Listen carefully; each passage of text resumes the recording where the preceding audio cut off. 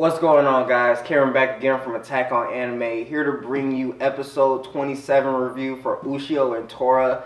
Now, this is an anime that my friend told me about a while ago to watch. My friend's name is Gio. He told me to watch this a while ago. I know he's probably watching this like, man, you're just now getting onto this. But yeah, this anime, I literally spent the weekend catching up on the first season. And hopefully I'll be able to get that series review out sometime this week. But this episode was so good for so many reasons. It was a great start to the second season. When we start the episode, we start by hearing narration from Hakumen, who is the main villain, the main antagonist, the biggest, baddest demon out there. And he's talking about 2,300 years ago when he was sealed and defeated by the Beast Spear. And he talks about that is the first time he has ever experienced the feeling of fear. Like, before then, he was the most fearsome beast out there. So for him to be in fear of something else, that means that thing must be immensely powerful. And he was talking about that's the first time he felt fear.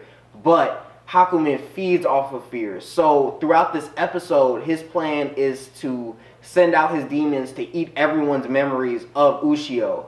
So people around, all his friends, his family, they start forgetting about who he is. They forget about his name. They remember experiences with a person, but they don't remember that they had those experiences with Ushio. And Ushio is so heartbroken by this, especially since the love of his life is forgetting about him as well.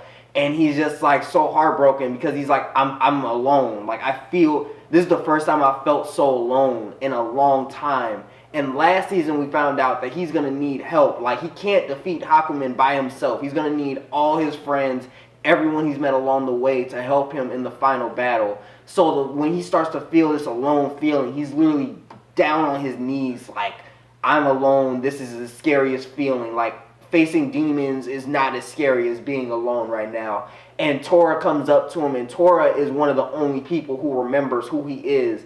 And he's so ecstatic. He's brought to tears. And usually he doesn't hug Tora or get too friendly with him. But this time he's just like, no, Tora, I'm going to hug you. Like, you're like the only one who remembers me. And as him and Tora are talking about what's happening, Tora fills him in, and he's just like, I smell Hakumen and all the people you've been around, so he has something to do with why their memories are gone. And he also says that Mayuko is special in a way, but she doesn't know it. And she's from the same bloodline as one of the people who created the Beast Spear, the same bloodline as Ushio's mom as well. So she has this special power in her, even if she doesn't realize it. He says it may be through willpower, but whatever it is, there's something special about her, and she probably hasn't fully forgotten Ushio. But we see that the heads of the East and West they're pretty much getting ready for the final battle, and then their memories disappear as well. So all of them forget about Ushio, and they start attacking, and they're trying to take Mayuko, and they take Mayuko and her friend with her. And they're just like, okay, we need to recreate the Beast Spear. And those of you who watched the first season know that the Beast Spear was created by the Smith's sister sacrificing herself. And since Mayuko is from the same bloodline, they take Mayuko and they're ready to sacrifice her. And Ushio is just like, no, like, you are not about to sacrifice my best friend. That's not about to happen. He's like, no, we have to go save her. And that's how the first episode ends. It was really good. Like, at first, I was kind of confused on why everybody's memories just suddenly started disappearing.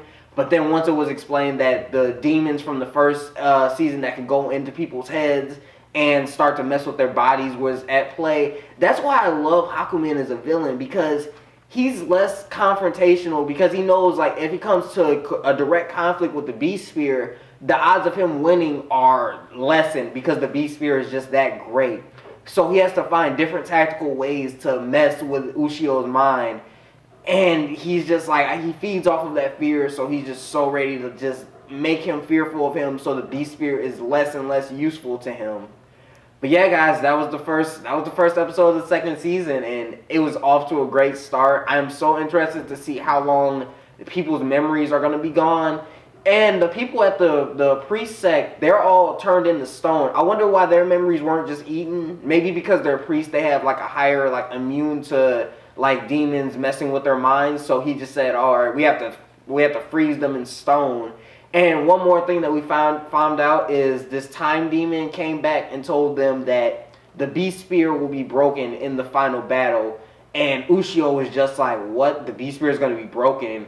And at this point, he's just like, am I anything without the beast spear? Like, that was a constant theme in the first season as well, because Tora would always tell him, you're nothing without that beast spear. And I feel like this season, or at least when we get to the final battle, we're going to find out if that's true. Like, if the beast spear is going to break, then Ushio will have to use whatever power he has at his disposal to defeat Hakumen at that point.